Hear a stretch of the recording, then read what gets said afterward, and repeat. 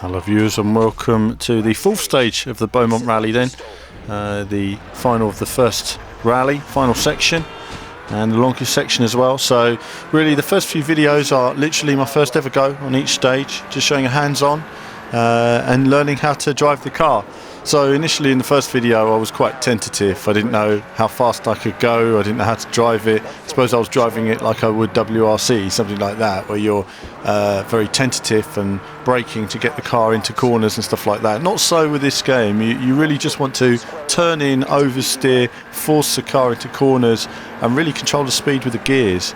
So by this stage now I'm much quicker, getting quicker all the time, and on later videos you'll see quicker still, just where I'm, rather than hitting the brake, just a little lift, or just simply use the gear to slow down and keep control of the car all the time. Just force the gears. You're not going to do any damage to your gearbox. Graphically the rallies look fantastic, really nice. I'm really pleased with the way they look, at least as a co-driver. I wouldn't say I'm too enamoured by the co-driver notes. I think often I think some of the timings could be slightly off on those, and easy and mid, you know, I think the problem is the courses are quite complex for those sort of notes. It doesn't always give the sort of detail that you need. It would be handy to have gone with a traditional, I think, rally notes. They'd be much more helpful in terms of what was actually coming. So in the end I found myself using the map in the bottom corner rather than the co-driver information. So I ran the hairpins. Now hairpins, again, tricky one. You know, these are not stages where you don't know what's coming. You'll play these stages a few times, you'll memorise it, and then you'll know how to take these much better. You know, some of the hairpins really, you don't need to go into first gear. I was going into first gear, you can do them in second. Just keep good momentum and you'll be much quicker in second. The same with some of these sections as well. You can be really quick, and because it's quite wide at times, that doesn't mean that you can go anywhere. I mean, it means there's more room for error, obviously, and I think that's a helpful thing.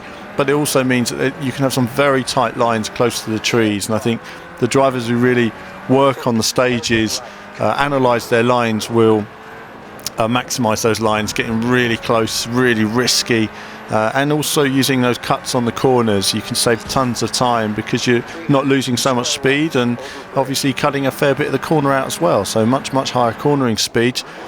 Obviously graphics and visuals, fantastic. These videos in this first rally are being done from the cockpit cam. The next rally I'll be using the bonnet cam for that, and which has a really nice feeling of speed, especially in the faster A class.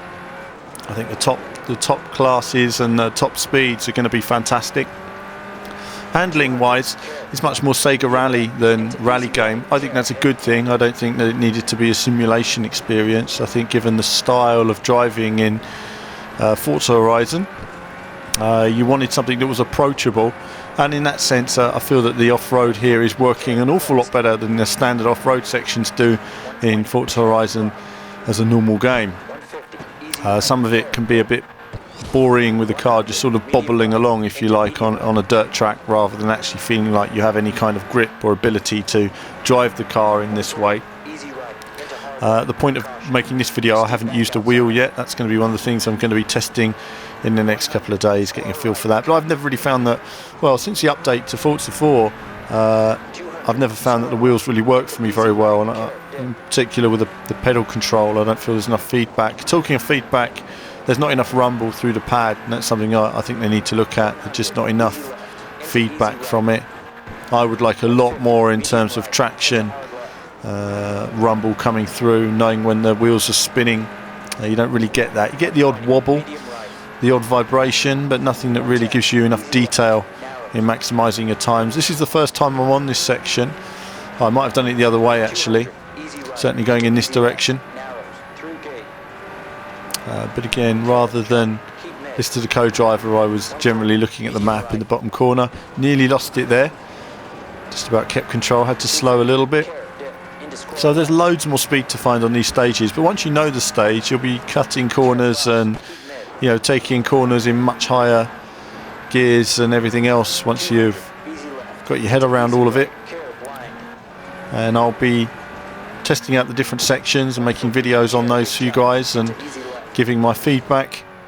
There will be a whole bunch of no comment runs as well, so there'll be a mix of commentary for the fourth stage, the extended stages such as these ones, and a mix of no comment runs as well, where you can just see the rally for yourself. You know, it is quite a large investment, but clearly they've put a lot of work into this section, the test for the future. As a rally section, I think it's good fun at the moment. Probably my favourite part of the game. A bit more intensity to it. I think the game itself, pacing wise, can be a bit slow, a bit clumsy really, just driving around here and there between events. It needs a bit more life to it, and hopefully this can inject it. So we'll see in the coming videos as I play more. Replay cams, now I've added a couple of the replay cameras views to the videos I've put up today.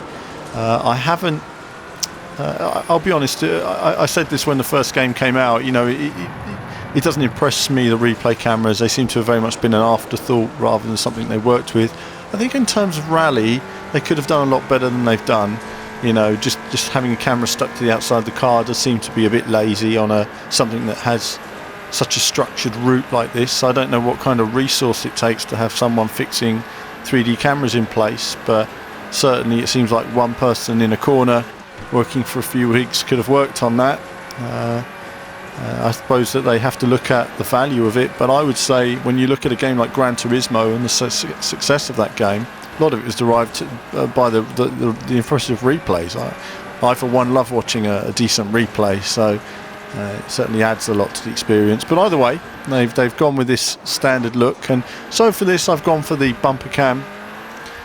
And the bumper cam really shows you the incredible sort of feeling of speed, a lot more of the visuals, incredible visuals in this game. I've said it time and time again. I'm really impressed with the lighting. You can see the car there, the shadow, the detail in the textures. Yeah, this is really nice detail that they've managed to squeeze out here, and they're using every ounce of that detail, plus the development team, the team's own knowledge, obviously working on Dirt 2. And there is a strong Dirt influence here, there's no doubt.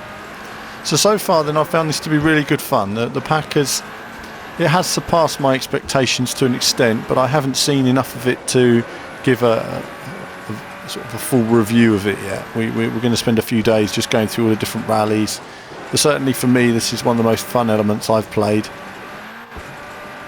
so far. And you know, I think rally would be a decent addition to Forza. I think they're just going to have to decide, do they go down this arcade route with this, and are they going to bring a simulation style rally into the main Forza franchise? Certainly rally's been in Gran Turismo for a few years. I've seen a few people mention that, but I'm for one, I've always felt that Gran Turismo 2, it was good fun, but from there it didn't really develop for me. Gran Turismo 4, 5, the rallying was dreadful. The car was just hovering over the dirt, didn't appear to have any real grip, and you didn't really feel like you was driving the car, you felt like you was coasting along. So in that respect, that leans way too far one way and this leans the other way. But as a fan of the great Sega Rally back in the day, 1995, wow, goodness, it was a long time ago. First playing that arcade machine, I remember when it was first brought in as a test machine into the Hamleys arcade in central London. I was there on the day. Blew me away, I have to say. It was incredible at the time, the textures, the frame rate, the detail. And then of course the Saturn conversion a few years later, which again, it blew us all away. We didn't think the Saturn was capable of converting a game of that magnitude at the time, and it just showed the Saturn had such untapped power. That, Virtual Cop and Virtua Fighter 2 at the time, incredible to see them all running. But back to the rally game itself, no, good fun. Certainly we need to unlock a bit more of it, and I'll be giving you my opinion as I unlock all of that as well. Plus you'll be seeing some written reviews from Martin and some other video perspectives from Ross, who's going to be reviewing the December car pack as well as this DLC as well. So lots to come there from those guys. Meanwhile, I'm working on some other projects for next week, as well as a couple more of these Forza videos, of course. But that's it from me for now. As ever, there'll be more from me very soon, and I'll leave you with the rest of this replay.